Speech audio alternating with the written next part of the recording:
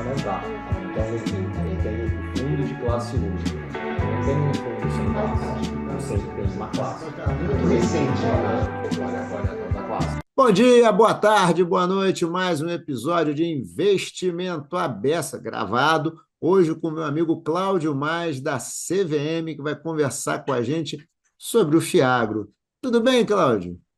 Tudo bom, Bessa? Prazer estar aqui com você, prazer falar para o seu público que compartilha comigo esse interesse pelo mercado de capitais. Vamos conversar aí um pouquinho nessa manhã. Espero que seja uma manhã não só produtiva, mas divertida também. Ah, com certeza, por favor, por favor. Cláudio, antes da gente começar aqui esse nosso bate-bola, se apresenta. Quem é Cláudio Mais? Cláudio Mais é. Acho que hoje em dia o que eu mais sou é o pai do João Vitor e do Gustavo, mas sou também o marido da Martinha. Cláudio Mais é economista, se formou na UERJ. Sou especialista em regulamentação do mercado de capitais pelo FRJ, tenho mestrado em administração pública pela Columbia University. Já estou no mercado de capitais desde os anos 90, mas desde 2001 trabalhando no regulador. No regulador já comecei na área de registro, a maior parte da minha carreira foi feita como supervisor, trabalhando com supervisão de fundos de investimento. Tive uma breve passagem pela Coordenadoria de Educação Financeira. Desde 2008 eu lidero um dos dois times da Superintendência de Desenvolvimento de Mercado, está sob a liderança do Antônio Berwanger. Um dos dois times está comigo, a equipe mais dedicada a fundos, inovação, securitização. Então, o Cláudio Mais é esse cara aí, Nossa, um curioso eterno. e o Fluminense, eu acho também, né? Ah, o Fluminense, hoje à noite tem Fluminense, mas esse daí não tem me dado muita alegria, não. Eu sou um torcedor mais tímido, você é mais fiel do que eu ali. Mas vamos lá então, Cláudio. Cláudio, eu queria começar aqui, né? Esse episódio já vai sair rapidamente, né? Porque a regra saiu recentemente, né? Fiagro, né? Falar um pouquinho do Fiagro. E eu queria aproveitar a oportunidade de estar falando contigo, que participou ativamente da redação da regra, entender o seguinte: o que norteou? Vocês, CVM, quando vocês pararam, pensaram na regra, onde vocês estão mirando, aonde vocês querem chegar, que mercado que vocês visualizam? Muito boa pergunta, Hudson, muito boa pergunta. Antes de responder diretamente a sua pergunta, eu vou dar um passinho atrás para falar sobre como o regulador, como a CVM, chegou na regra. Porque aqui nós tivemos um experimento diferente, bem bacana, que foi a construção de um regime regulatório experimental e temporário, a Resolução 39, que permitiu que os fiagros, utilizando os chassis de outros fundos de investimento, de outras categorias de fundos, no caso, os imobiliários, os de direitos creditórios e os de participações, começassem a operar sem uma resolução, sem uma regra definitiva a eles dedicados. Tá. Qual é o grande benefício desse experimento na hora de construir a regra e olhando para o futuro? Permitiu que as conversas com os mais diversos atores desse mercado e também a elaboração da regra decorrente das conversas internas dentro da CVM se dessem bases muito mais concretas, tivessem muito mais concretude, já que, já que ocorreram com base em dados e fatos de um mercado já em funcionamento. 3 anos de Então, regra, né? Que você falou, né? 3 anos de regra, a gente começa a construir a última versão já com mais de 2 anos e meio de regra em funcionamento. Então, a gente já consegue mapear fraquezas, forças, oportunidades, riscos. E isso colabora demais na elaboração de um projeto, naturalmente. Então, isso daí foi um facilitador, serviu de driver para que a gente alcançasse, e aí respondendo mais diretamente a sua pergunta, o norte. E qual foi o norte? Prover o agronegócio brasileiro, que é extremamente inovador, extremamente dinâmico, subrepresentado em termos quantitativos no mercado de capitais, Verdade. carente de recursos, já não se financia mais por meio somente do sistema financeiro, precisa do mercado de capitais. Então, a gente tem, assim, uma grande conjunção de fatores fazendo com que exista um estímulo para o desenvolvimento de produtos no mercado que auxiliem no funding, no financiamento das cadeias produtivas do agronegócio. E se há uma indústria no mercado de capitais que deu certo no Brasil, ainda que com seus percalços, nada é livre de problema, é a indústria de fundos de investimento, uma das maiores do mundo. Brasileiro, ainda que no início, por ter confundido muito esse produto com um produto bancário, tem apego aos fundos de investimento. Tomou gosto pelo produto. Como os fundos de investimento imobiliário, nos quais os FIAGROS se inspiraram, deixam claro. Então, a gente cria um produto que, por um lado, atende um segmento muito importante da economia brasileira, eleito pelo legislativo como merecedor de um produto dedicado com incentivo fiscal. Isso não é uma decisão da CVM. Em última análise, a sociedade está dizendo: oh, isso aqui merece atenção.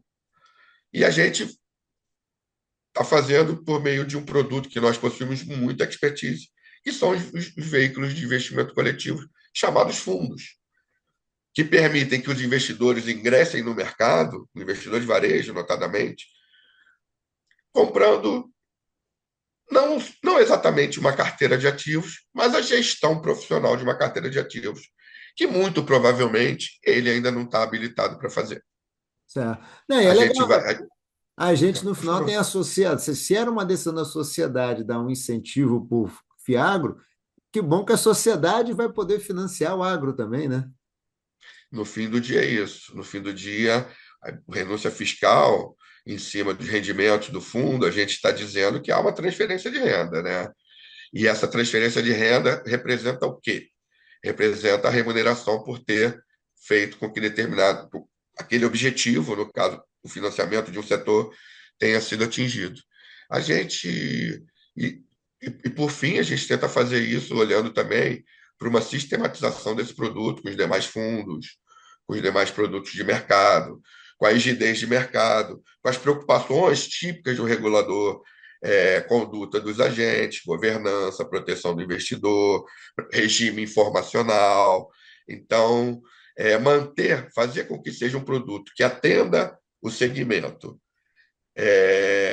mas que converse 100% também, que seja plenamente aderente ao que nós vimos como boas práticas do mercado de capitais, no final do dia, e assim, em última análise, promover proteção dos investidores, no fim do dia, o objetivo da CVM. Mas aí eu diria que não é só para esse fundo, é para seus projetos normativos de uma maneira geral. Ah, com certeza, com certeza. Cláudio, agora, depois que a gente falou dos princípios, vem a pergunta, né? Quais são as principais características, o que caracteriza o Fiagro, né? O que torna o Fiagro diferente dos outros? O que ele tem ali na sua concepção, na sua estrutura regulatória de diferente, né?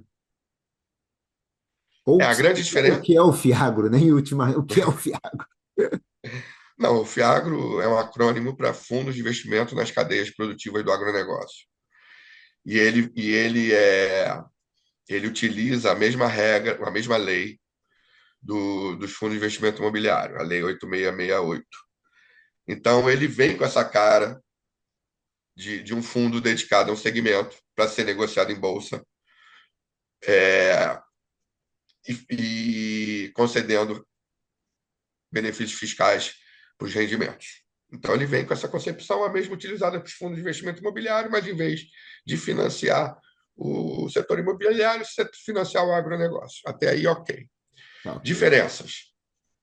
O FIAGRO pode ser aberto, e as diferenças foram dadas em lei.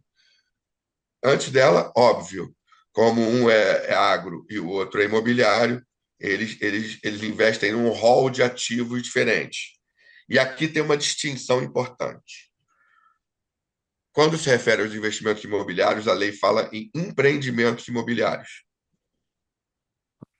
E com isso, ela dá à CVM a capacidade de definir na regulamentação o que, para fins dos fundos de investimento imobiliário, são empreendimentos imobiliários.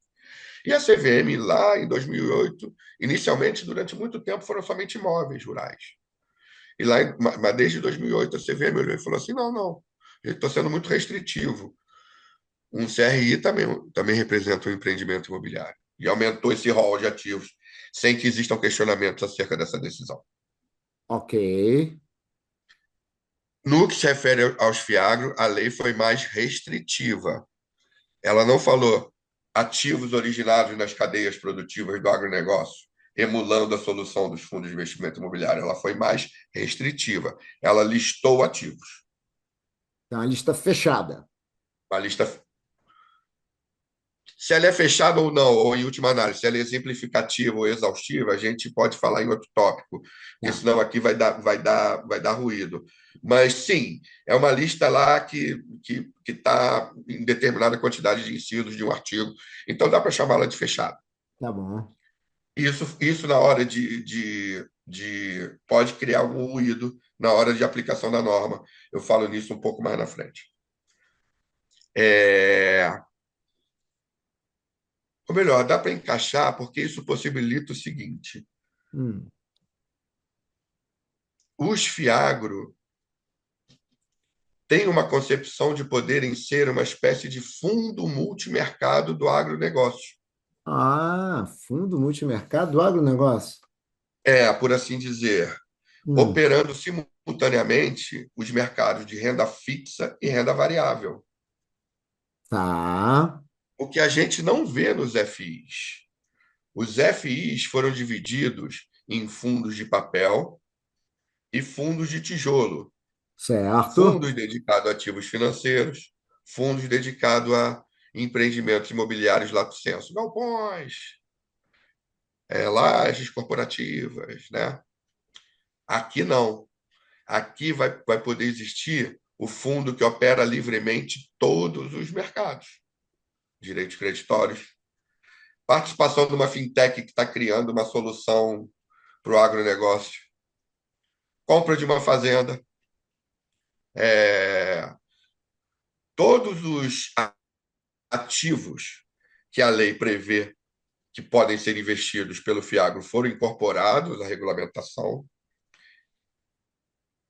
E aí não é tanto em relação a uma diferença aos FIs, mas já dá para marcar uma característica importante dos Fiagros, que é a CVM se permitiu alongar um pouco essa lista de ativos elegíveis. Então, nós temos 4 ativos que não estão previstos na lei. E é legal já falar nisso desde agora, Hum. porque talvez essa seja uma das matérias que vai gerar mais debate, discussão Por em como favor, lidar. então, por favor. É, O mais a gente conseguiu ajudar o mercado a digerir a norma, melhor. Dois desses ativos são mais fáceis de defender. E defender no sentido de que não há problema algum, não se cria risco algum para o funcionamento do produto ou para os cotistas em incluí-los na regulamentação. São as operações, os instrumentos derivativos, que não estão na lei, mas nós demos um recorte de hedge. Então, não existe alavancagem nos fiagros, não existe a possibilidade de utilizar instrumentos derivativos para alavancar o fiagro, mas Tá. eles poderão ser utilizados para hedge. Como o hedge, na verdade, e desculpe se quando eu falo as palavras em inglês eu não capricho no accent, é porque eu acho que fica muito, muito pernóstico. Não, não, Às vezes por fica favor, feio. fica tranquilo, Cláudio, fica tranquilo. É, Como tem essa cara de proteção patrimonial, a gente não vê problemas. Não é o investimento no fim do dia, é a utilização de mecanismos de mercado para trazer proteção para a carteira de ativos, Então, ou no para o patrimônio futuro, como um todo, então, sendo um mais. contrato futuro de soja, um contrato futuro de café, tudo isso pode. Pode, se for para proteção da carteira. Então, Deixa se ele a comprar o proteção. contrato de boi, não tiver nada ligado a boi na carteira, fica esquisito, Tá, porque é especulação, tá? tá, Então, mas se tiver, eu quero proteger os meus ativos contra a variação do dólar, porque muito dele é ligado à minha capacidade de exportar ou importar. tá. Cara, ok, Isso isso aí não pode. é investimento. Tá. Pode, a gente não vê possibilidade de questionamento. Outro que a gente não vê possibilidade de questionamento é um investimento em ativos de renda fixa, títulos de renda fixa e fundos de renda fixa, exclusivamente para caixa. Ah, tá bom. Então você pode ter ali um CDBD, um CDBDI, alguma coisa assim, um CDI. CDI não, você pode Não ter um é? CDI, alguma coisa assim. A gente também não vê problema porque é uma necessidade operacional de um fundo de investimento. Porque ele Ah, tem prestadores de serviços, ele tem que recolher, ele tem que ter algum caixa. Inclusive, assim, se tiver algum recolhimento que seja tributário, ele também tem que ter. Ele, de alguma maneira, sempre terá um caixa qualquer, e esse caixa tem que ficar investido. Então, fica lá investido em ativos de liquidez, livres de risco, somente com essa concepção de ser um caixa para honrar as despesas, para não deixar o fundo inadimplente, né? Então, esses não, dois daí, como também tem nos FIs ou tem nos FIPs, é, não tem como um fundo de investimento rodar sem ter um conta-caixa para é, os encargos, é. né? Enfim. Mas os outros dois podem ser mais polêmicos, porque eles não estão listados na lei. E por que eles podem ser polêmicos? Porque a gente não sabe como a autoridade tributária enxergará a presença desses ativos na carteira. A regulamentação de mercado não necessariamente tem que replicar a regulamentação, a lei tributária. Então, veio uma lei tributária falando o seguinte: existe um rol de ativos e o fundo que investir nesse rol de ativos tem isenção fiscal. Numa postura conservadora, o regulador de mercado ficaria restrito a esse rol de ativos. Mas ele não é obrigado a fazê-lo, porque os objetivos, as missões e as visões de como devem funcionar os produtos não são guiadas pelas questões tributárias e fiscais, né? Elas têm outra concepção. Mas a gente admite o quê? Que ao criar uma simetria, a gente pode estar criando riscos. Qual é o risco no caso concreto?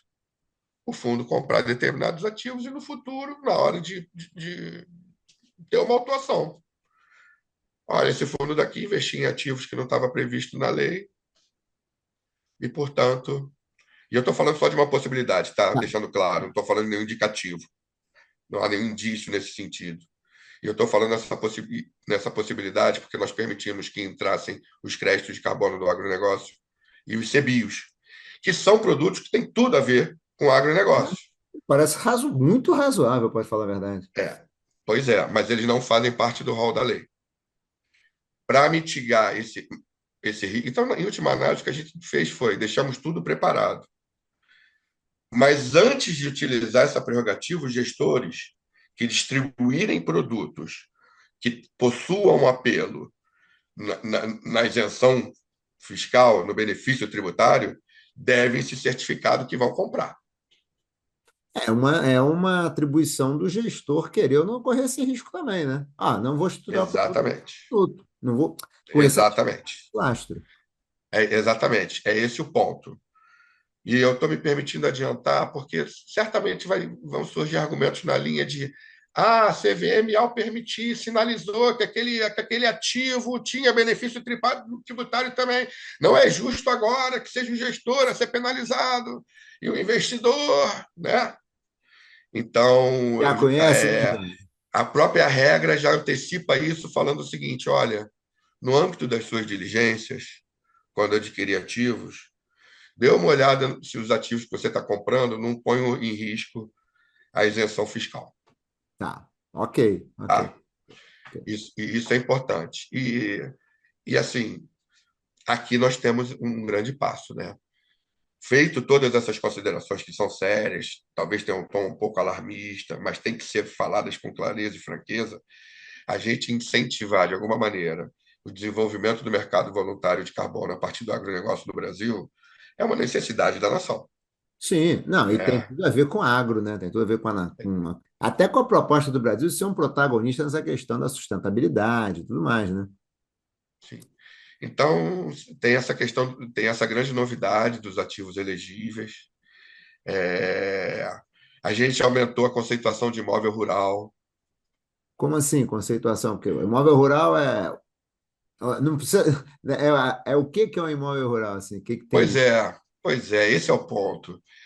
Uma E chácara, uma chácara, que só no Rio, uma chácara ali em Itaboraí é um imóvel rural? Muito provavelmente sim. Mas aí que tá. A gente discutiu muito dentro de casa também. É, e muita gente advogou que a gente não deveria colocar definição nenhuma. A lei não dá definição nenhuma, deixa livre. Era uma opção também, ver como é que o mercado evolui. Só que, na verdade, qual é o grande ponto? E, e eu aprendi isso estudando. A definição de imóvel rural no Brasil varia de acordo com o destino o objetivo, melhor dizendo, do normativo que está tratando a matéria. Então, o Estatuto da Terra vai olhar para um lado, é, a- as normas tributárias vão olhar para o outro, as normas de meio ambiente para o outro, e vão ter diferentes concepções e definições para o que é um imóvel rural. E não interessa a CVM essa discussão.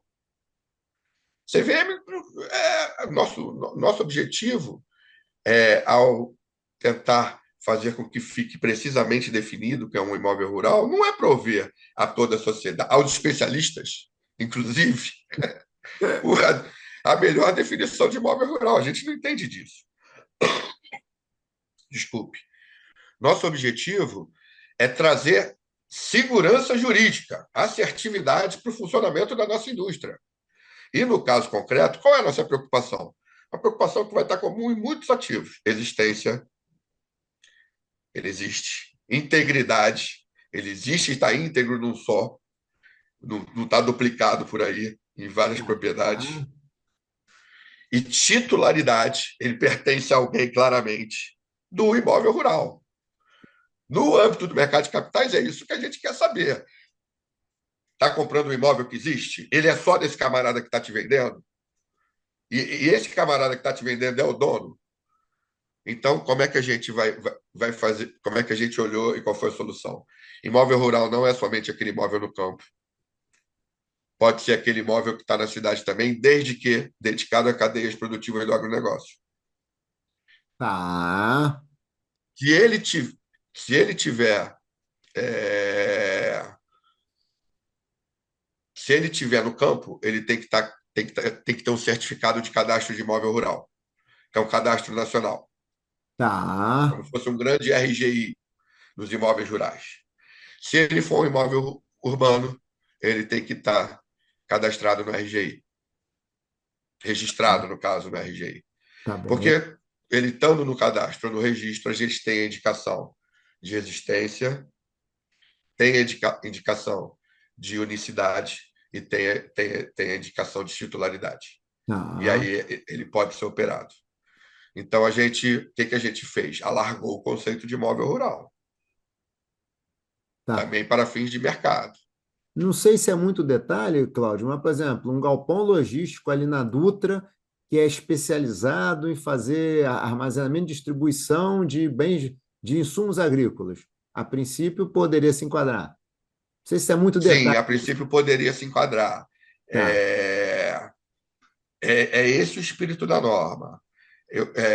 A efetiva aplicação, quem vai dar mesmo é a área de supervisão, né? tá. Ao Não, não, longo só da para vida ter do um produto. guide assim de que é possível. Sim, em tese é possível, porque a ideia é exatamente essa. A concepção, e aí voltando de novo para os princípios, qual foi? Financiar as cadeias produtivas do agronegócio. Sob essa perspectiva, não é somente quem está no campo que tem atividades ligadas à cadeia produtiva do agronegócio, Sim, né? Então, se a gente olhar para imóvel rural e dar esse recorte de sol que está no campo, a gente está sendo reducionista. E isso vale para todos os demais ativos. O certo. que importa é estar financiando as cadeias. Qual o risco disso? Abuso. Mas esse trade-off Claro. que o regulador vive, né? É, Você restringe demais, né? E aí não acontece nada, fica tudo parado no tempo, ou você solta demais, aí acontece tudo, aí fica aquele, entre um polo e outro, onde para o regulador, né? eu acho que no caso concreto vai ter muita coisa que a gente só vai saber mesmo com a existência da indústria.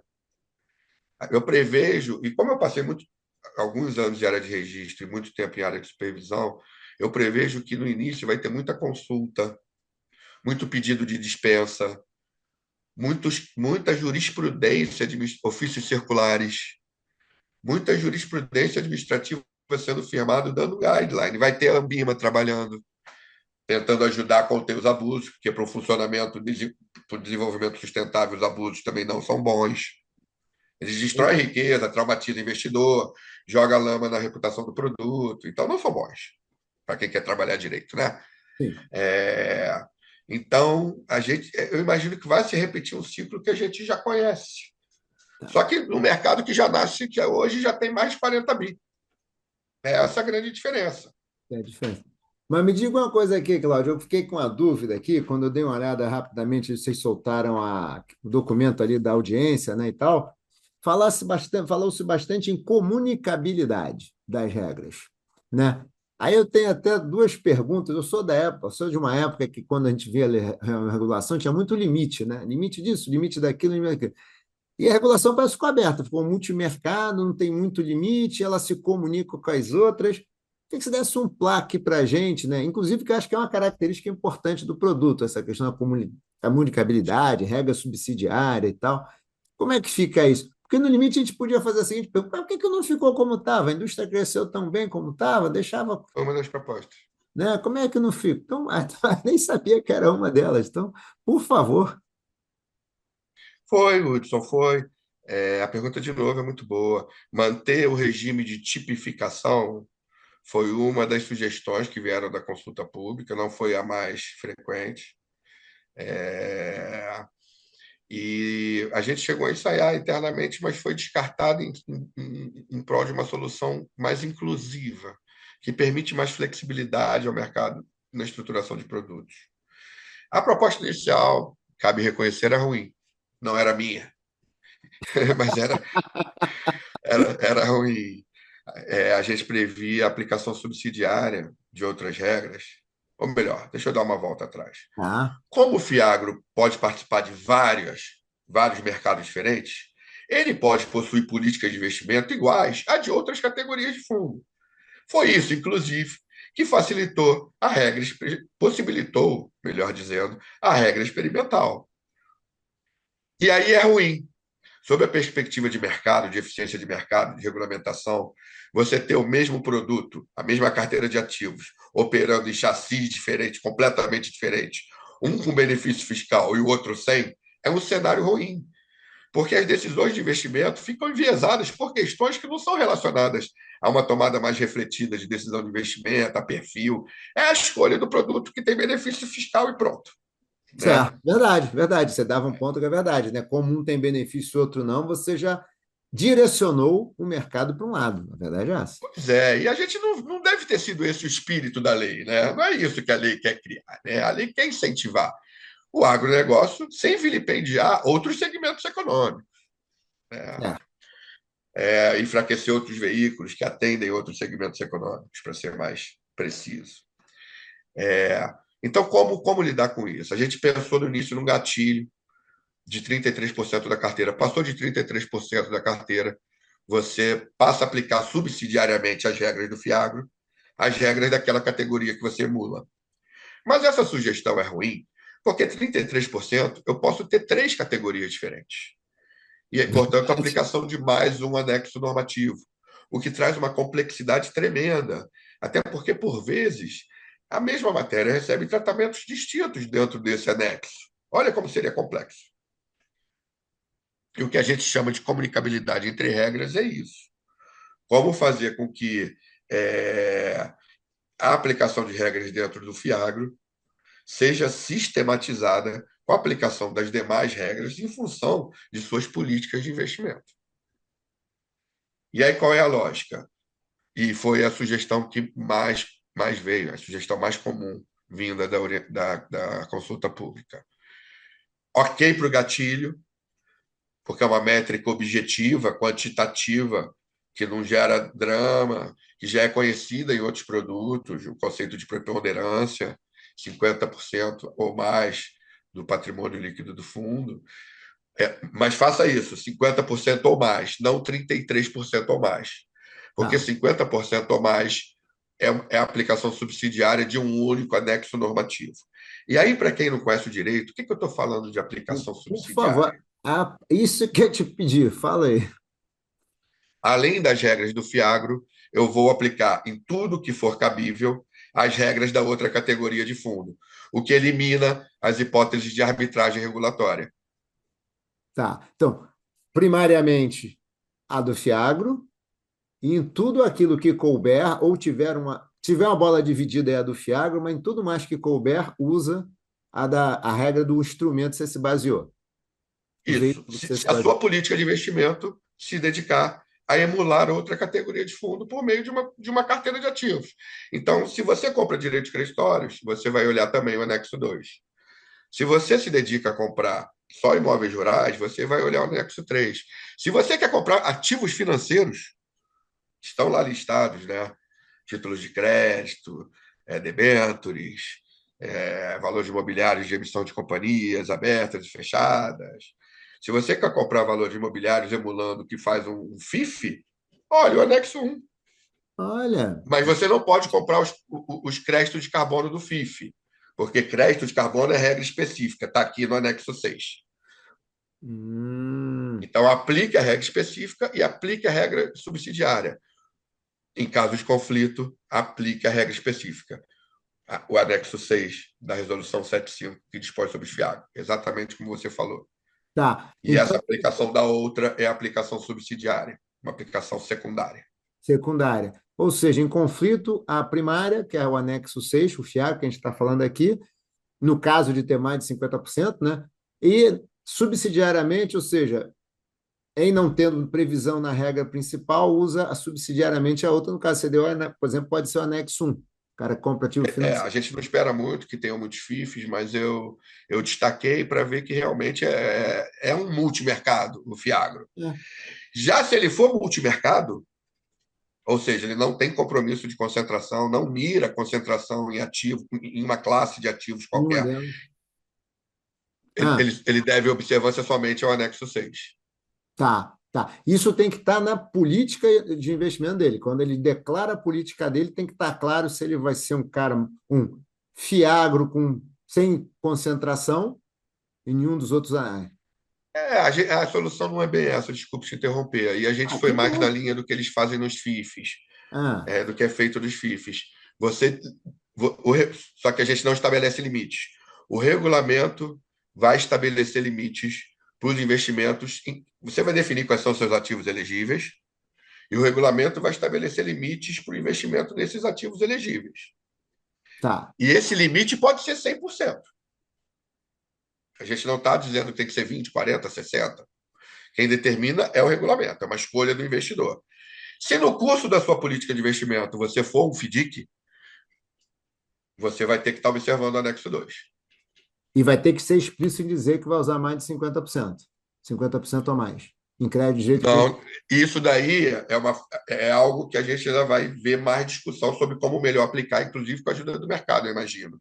Na minha concepção, não. Seria melhor que fosse feito assim, mas não é exigível. Fazendo assim, vai trazer mais segurança. Eu imagino que o mercado vai caminhar nesse sentido, de deixar mais claro para o investidor, mas não quer dizer que, na largada, eu tenha que necessariamente já assumir um compromisso de concentração.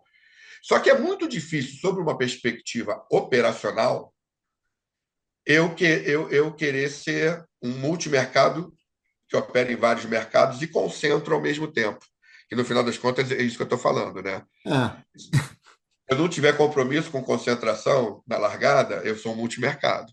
Se eu concentrar, eu sou um multimercado que deixou de ser. exatamente. Não é isso? E aí, realmente, como é que você distribuiu o produto? O que foi falado? Como é que essa situação gera uma série de questões que enfraquecem, né? Trazem liability. Então, eu não imagino que vai ser uma escolha, mas eu também não a descarto. Porque nada impede que na dinâmica de mercado aconteça. E o cara, a partir do momento que identificou que ali tem uma oportunidade, ele vai 70% do capital ali, ele adote todas as práticas do outro anexo normativo. Tá, tá, tá. Pode acontecer a situação dele. Se ele, durante um ano, ficar 70%, por exemplo, num determinado, vamos só, recebível, ficar com cara de FDIC, durante esse um ano, ele estaria subsidiariamente usando a regra do FDIC. Se no outro ano, é um gestor meio bipolar, né? No outro ano, ele resolveu, agora eu vou ficar comprando imóvel rural. Durante um ano, ele vai ficar subsidiariamente preso na regra do anexo 3. Seria mais ou menos esse o quadro? Sei que é meio bipolar Pois esse é, negócio. pois é um quadro assim que a gente não pode descartar, mas não parece muito razoável, muito comum, né? É. Mas pode descartar, o camarada que fizesse isso está fazendo alguma coisa. Pode existir essa tese de investimento? O cara é muito bom, ele consegue concentrar num mercado, ao mesmo tempo ele conhece o outro mercado muito bem, vê a oportunidade do outro, vira a carteira, vira para o outro lado, tem múltiplas habilidades, né? Um Muito timing. difícil, muito difícil, improvável, a gente não espera que aconteça. Talvez o próprio mercado se organize para que não aconteça. Talvez a interpretação do colegiado e da área técnica seja de que é melhor definir se vai concentrar ou não na largada. Mas, no meu entendimento, não há uma obrigação. Seria uma dessas questões que a gente vai ter que acompanhar e ver como é que funciona.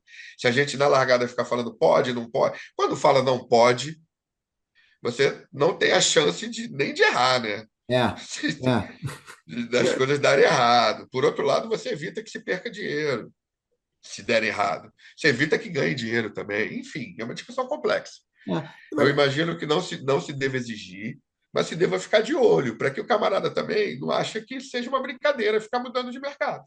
não, eu Né? acho difícil porque as pessoas têm especializações, né? Dificilmente, dificilmente você tem um. Ou seu foco é mais um FDIC, ou seu foco é mais. Você não fica mudando, você tem que ter especialista para tudo. Mesmo em uma casa grande que tem especialista para tudo, o cara tem times dedicados a determinados produtos, né? Porque ninguém é especialista em tudo, é impossível. Sim, sim, impossível, impossível. Eu Ninguém nunca conheci ninguém até hoje. não, ninguém é especialista em tudo. Você fica muito, muito complicado. Agora, tem uma coisa que você falou aí, Cláudio, que eu achei bem bacana, para eu que estou com esse negócio aí já, sei lá, nem quantos anos eu trabalho já com fundo de investimento, que há hoje uma postura na própria regulação, na concepção da regra, que é mais. Acho até que o mercado evoluiu, né? Que você fala poucos vezes. Hoje o regulador ele fica mais assim, deixa a coisa acontecer, vamos aprender que eu acho que é muito da evolução do mercado, que antes a gente tinha uma regra que era muito vamos restringir, ver o que acontece e depois a gente vê se abre. Hoje, não, vamos, obviamente, com bom senso tal, vamos deixar mais aberto o mercado andar, a gente aprende com o que pode vir a acontecer. Eu estou meio certo de que esses nossos 30, 40 anos de evolução de mercado de capitais aqui nos deixam esse conforto hoje, dá mais liberdade na partida? Não, certamente. Isso daí eu acredito que tenha visto acontecer, Hudson. Você deve ter a mesma impressão que eu. Eu diria até que uma coisa é evolução da outra. Acho até que eu falei isso hoje. A tradição regulatória do CVM, de fato, era ir começando com contornos, recortes mais rígidos e ir liberando, né, ao longo do tempo, conforme todo mundo ia aprendendo, todo mundo ia crescendo na curva de aprendizado. Só que a gente está falando de uma curva de aprendizado geral que a gente estava muito no início, né?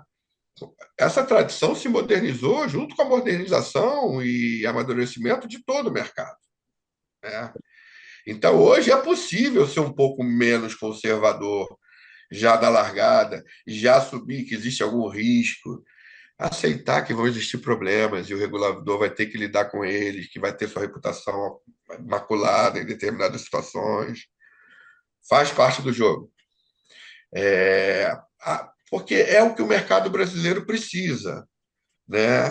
O desenvolvimento socioeconômico das nações mais desenvolvidas, uma outra exceção, passa pelo mercado de capitais, né? Passa por ferramentas de mercado, passa pela utilização de recursos da poupança pública na inovação, nos empreendimentos, nas ideias. E nós, brasileiros, somos muito bons em tudo isso.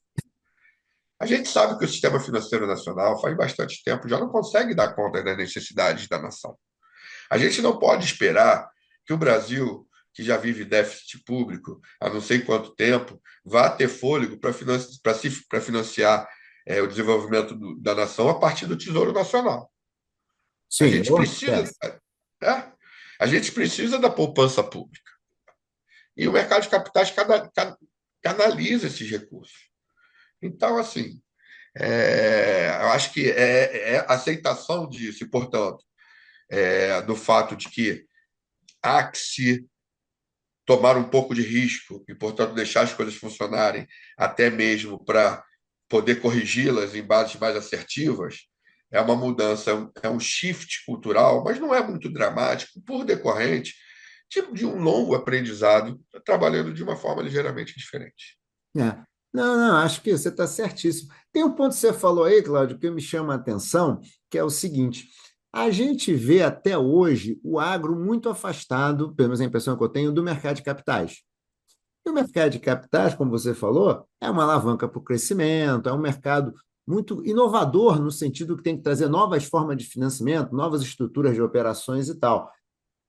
Você acha que essa junção, vamos chamar assim, essa aproximação que o Fiagro traz entre o mercado de capitais como fonte de recursos e o agro, traz melhorias no sentido de desenvolvimento, evolução do agronegócio, que já é um negócio maravilhoso em matéria de inovação, quando a gente fala da produção e tal, mas talvez na parte do financiamento, na parte da estruturação, na estruturação das operações de financiamento, ainda estivesse um pouco aquém do que a gente vê nas metrópoles. Como é que você acha? Você acha que realmente a gente traz o agro agora para dentro do mercado de capitais? O agro está vindo cada vez mais para dentro do mercado, que é um movimento natural, ele claramente é subrepresentado dentro do mercado, quando comparado com sua participação na geração de riqueza nacional. E a expectativa, sim, sendo muito objetivo e pragmático e sucinto, é sim. Existe uma expectativa de que, e aí eu estou falando livremente, tá? Não estou Tá. falando como é pura intuição. Eu não sou um especialista em agronegócio, não sei como o pessoal do agro enxergaria essa minha observação, mas a expectativa é de que nessa aproximação entre o agronegócio e o mercado de capitais, promova uma maior formalização dos procedimentos, governanças e boas práticas do agronegócio, por conta, muitas vezes, de demandas, necessidades do mercados financeiros e de capitais. Ou seja, de uma maneira ainda que indireta, não que não seja, não que o que o agronegócio local brasileiro já não seja super profissional, tenha boas práticas e tenha governança, não é isso que eu estou dizendo. Eu estou falando que, na média, existe espaço para melhorar isso ainda mais por meio da aproximação com agentes de mercado. Ao longo foram desde a edição da Resolução 39 até a edição da Resolução 214, 3 anos de trabalho em cima dessa matéria. Não foi uma única vez em que, conversando com alguém que milita há mais tempo no agronegócio, houve alguma observação no sentido de que os agentes de mercado teriam que ter alguma tolerância com algumas práticas e alguma informalidade ainda existente em determinadas operações do agro, principalmente quando a gente fala de pequenos produtores e tal. Assim, não é a nossa expectativa. A nossa expectativa é o contrário. A nossa expectativa é de que suba o sarrafo de quem não está absolutamente aderente às melhores práticas. Não que desça o sarrafo dos produtos de mercado de capitais e das práticas de mercado de capitais para acomodar as necessidades específicas no setor da economia. Tá. Tá bom? Aqui a gente não dá para botar na conta do benefício fiscal. Tá. Ele pode comprar aqui o ativo que não tem comprovação de titularidade, porque ele já está entrando num produto com benefício fiscal, a sociedade quer. Não é assim que funciona. Existem questões de mercado que, independente do mercado, o regulador não consegue abrir mão. Não, E certo. manter um nível de segurança jurídica, rigidez e formalização é necessário. É. Não, e a gente sabe, o Brasil é enorme, né, Cláudio? Então, assim, o que está próximo aqui das metrópoles, a realidade em partes mais longe, né, mais no interior do Brasil, muitas vezes é natural, é do jeito que a economia roda. E você trazendo essas pessoas para o mercado, você acaba trazendo para elas uma barra de governança que, no fim das contas, no início pode complicar um pouquinho a vida, mas no longo prazo traz mais segurança para tudo. E, no fim, acaba acarreando, trazendo mais dinheiro para o financiamento também, né? Então, acho que é necessário também, acho que faz super. Cláudio, uma coisinha aqui sobre, pensando, olhando aqui como investidor agora. Investidor, regra nova está aí, os produtos vão se adequar e tal. Acho que os produtos atuais vão ter que se adequar até quando? Até aproveito para perguntar. Os que já estão rodando até 30 de setembro de 2025. Um Até ano. 2025. E os novos, a partir de quando tem que nascer ajustados? 3 de março. 3 de março, tá. Então, vamos pegar ali na frente, produtos estão nascendo já ajustados e tal. O investidor, quais são os principais riscos? O que o investidor deveria se preocupar, né? Tem as coisas, os aspectos gerais, que eu imagino que você vai falar, mas os aspectos específicos também. Antes de tomar a sua decisão de investimento, o que você deveria fazer? No caso específico do Fiagro, que riscos você deveria observar? E Hudson, acho que isso dá outro podcast. Vamos lá. Muito pessoal, tá? Eu não sou gestor de recursos, né? Então não sou a pessoa mais adequada, não sou consultor, não sou a pessoa mais adequada para te responder. Tá. Mas não vou fugir do pau, não. No fim do dia, no fim do dia, o mais importante é o que vai ser feito, por quem vai ser feito e quais são os mecanismos que garantem os meus direitos econômicos e políticos dentro desse fundo. Garantem ou protegem, para ser mais preciso. Tá. Então, o que vai fazer é uma questão de política de investimento. Como é que esse camarada ganha dinheiro? Não dá para olhar para um produto, ainda mais esse. Olha o que a gente falou: Fiagro, multimercado, investindo ao mesmo tempo em fintech, recebível e fazenda. Outro pode ser um Fiagro CRA. O outro pode ser um Fiagro fazenda, recuperação de terra degradada. É tudo Fiagro. Não dá para olhar para o Fiagro e achar que vai encontrar o mesmo produto porque o nome é Fiagro. Então, a primeira coisa, política de investimento. O sujeito tem que ver se tem apetite para aquela política de investimento, se consegue compreendê-la, se o prazo de retorno e rendimentos faz sentido para ele, se aquilo ali vai ser um ativo que ele vai ter que esperar muito tempo ou pouco tempo para negociar, se vai ter liquidez ou não em mercado decorrente das políticas, da política de investimento, quais são os custos envolvidos, como é que funciona a assembleia de cotistas, como é que funcionam as questões de conflitos de interesses, operações de conflitos de interesses, quem é o gestor, qual a experiência desse camarada, quem é o administrador, ele já se envolveu em muito problema? Esse ativo vai ser listado em mercado? Vai ter esforço de venda? Quanto esses camaradas querem atingir de patrimônio? É uma gama de informações muito grande.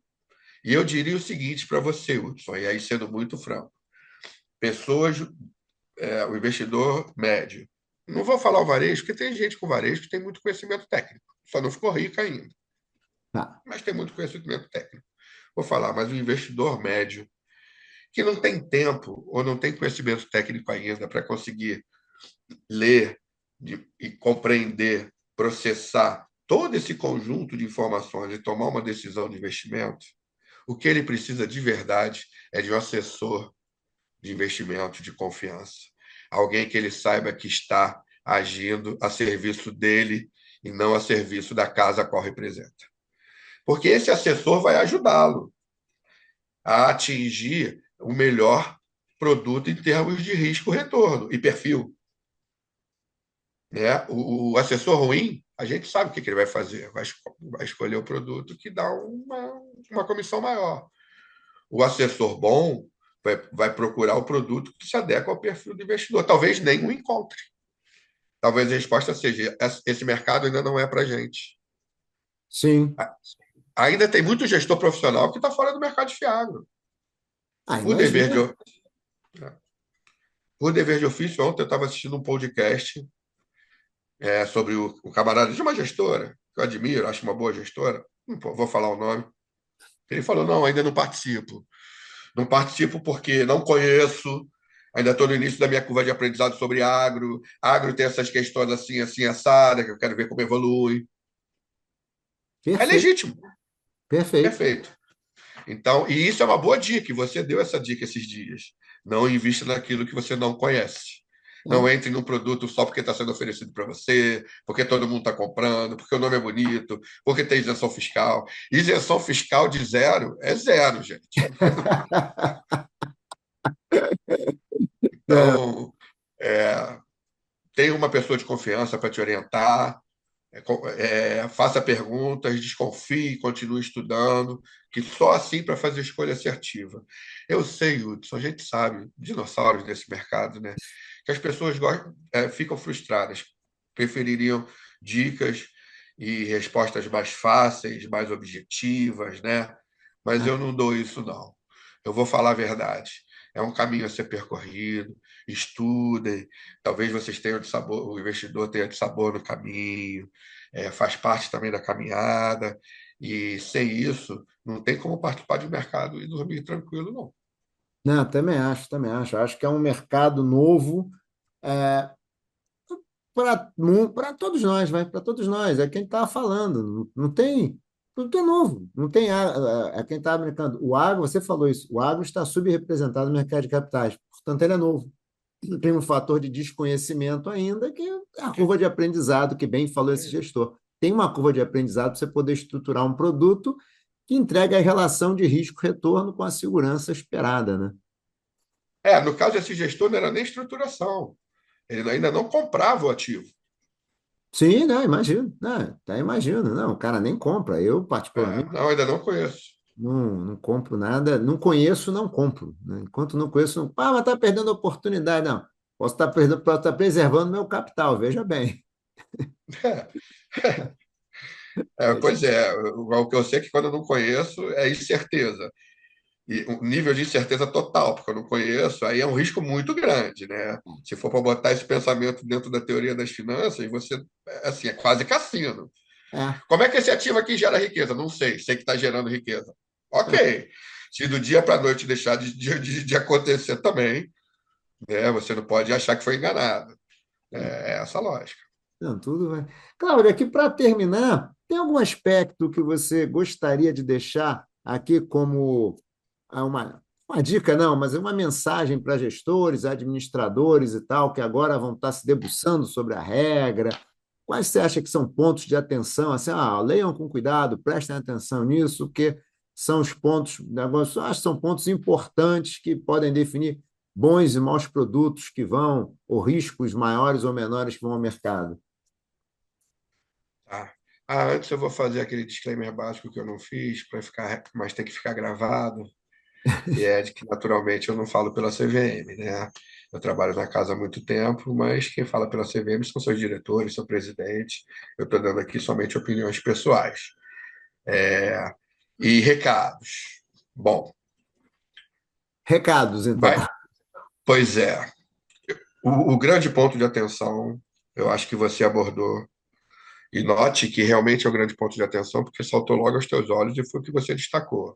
É a questão de como aplicar comunicabilidade entre regras, como fazer essa aplicação subsidiária, como construir regulamentos e materiais de venda que mitiguem os riscos, principalmente do gestor, de não entregar o prometido. E isso conversa também com a questão da carteira de ativos, aqueles ativos que não estão listados na lei, conforme eu falei anteriormente. Então, eles vão ter que se debruçar sobre essas questões, sobre os riscos atinentes a terem regulamentos mais flexíveis ou menos flexíveis. O cenário ideal, e eu também, é aquela que a gente já conhece nosso eleitorado, né? O cenário ideal, que certamente agradaria mais aos agentes de mercado, seria muita flexibilidade com muita segurança jurídica. Ou seja, a regulamentação trazendo todo o conforto de que eles podem fazer tudo e não são responsáveis por nada. Isso não dá. Isso não vai dar. Então, na hora de estruturar os produtos, ou na hora de executar as políticas de investimentos, botar os produtos de pé, assim, tenham bastante cuidado mesmo, pelo menos enquanto essas questões ainda estão sub judice. Eu falo isso porque crédito de carbono, por exemplo, depende de uma lei. A hora que uma lei sair, provavelmente vai resolver tudo automaticamente. Tá? É... Esse é um ponto de atenção. O outro ponto de atenção é o seguinte: em 30 de junho de 2025, acaba o prazo para concluir a adaptação do estoque dos demais fundos de investimento. Tá. Então, quem já tem Fiagro em funcionamento, não deixe para fazer esse trabalho só depois de concluir a adaptação dos demais fundos, porque pode ser pouco tempo. A Tá. gente já deixou esses 3 meses de gordura, de setembro para junho, para permitir que o pessoal que tem Fiagro e outros fundos fique um pouco mais confortável. Mas Não, fica de olho nisso, não perca o prazo, não perca o prazo de adaptação, porque não existe expectativa de que a gente vai ficar estendendo esses prazos. tá. E, por fim, se reúnam na Ambima. Eu acho que se mantenham conversando, pensem numa prática, no manual de boas práticas. Eu não vou dizer o que ser feito, mas mantenham o fórum funcionando. Por quê? Porque a regulamentação está cada vez com uma cara principiológica, se miscuindo pouco em como deve funcionar determinadas questões operacionais. E aí, um bom lugar para se definir, para se conversar e assim se definir como deve funcionar, como melhor funcionam esses aspectos operacionais, é lá na autorregulamentação, né? É lá o pessoal que está no dia a dia lidando com aquilo ali, que tem muito mais condições de prover eficiência às soluções do que o regulador, o burocrata, pensando de maneira idealizada atrás de uma mesa no escritório. Não funciona. Então, assim, a gente imagina que vai ter um complemento ali também. E não deixa de desenvolver os formulários. A Ah, gente pensou num regime informacional próprio para essa indústria. É, e esse regime informacional vai gerar muito insumo para analista de mercado, isso que eu estava pensando aqui. para a própria regulação, eventualmente para a supervisão da Ambima. A gente tem ali, vai ter carteiras de ativos em bases periódicas, permitindo acompanhamento de como é que está a exposição do mercado de uma maneira mais assim, juntinho, curta.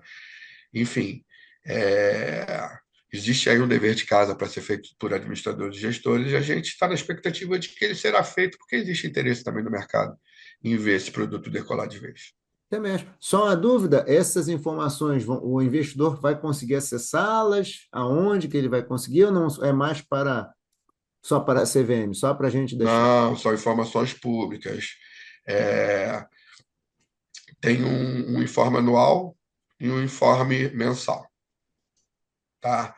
O informe mensal é mais quanti, o informe anual é mais quali. E Tá, eles serão disponibilizados no site da CVM. tá. São enviados a um sistema e, por meio desse sistema da B3, se eu não me engano, disponibilizados no site da CVM. Então, o investidor pega o Então, CNPJ do todo fundo. mundo, não só o investidor, todo mundo. Existe uma série de informações que são enviadas somente para os cotistas. Então, a gente tem o contrário, né? Os cotistas acabam recebendo mais informações do que o público em geral. Tá, tá, tá. Essa é para todos. É, nada relevante, porque a informação relevante tem que ser publicada para todo mundo. Tá, tá, tá. Cláudio, então acho que é isso. Acho que teria muito mais coisa, mas a regra é nova e cara, tem que ir passo a passo, né? Eu queria te agradecer muitíssimo. A conversa foi muito bacana, muito esclarecedora. Acho que qualquer coisa, tentamos marcar uma nova conversa aqui para novos esclarecimentos. Queria te agradecer muitíssimo, cara, pela conversa. Imagina, foi um prazer, Hudson. Eu espero aí que o pessoal que assistiu a essa altura do campeonato, já posso falar em assistiu, curta. Vamos fazer o seguinte: vamos me despedir do povo, fica aí para me despedir de você. Pessoal, grande abraço para todos aqui, foi ótimo o programa. Fiagro, tudo que der para saber, estamos aqui hoje com o Cláudio Mais. Tem muita coisa por entender ainda, mas até o momento já tem muita informação aqui, né? Abraço, gente. Tchau, tchau. Até logo, pessoal.